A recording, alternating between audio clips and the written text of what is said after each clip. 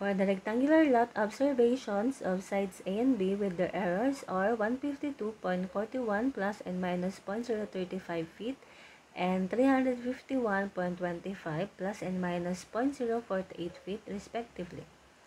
What is the expected error in the area?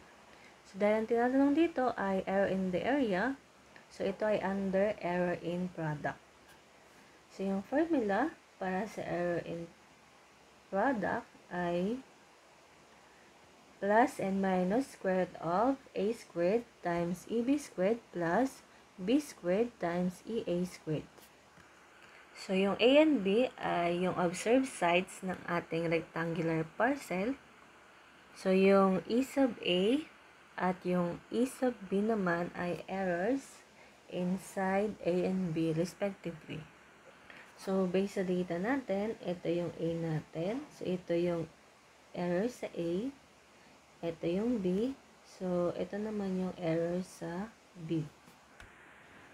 So, ilagay nyo lang yung mga given natin. So, meron tayong 152.41 squared times 0.048 squared plus 351.25 squared times 0.035 squared. So, input nyo lang to sa calcul nyo.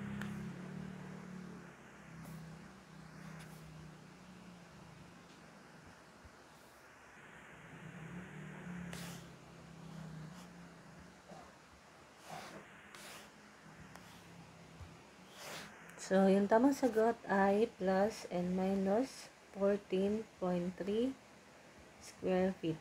So, letter A.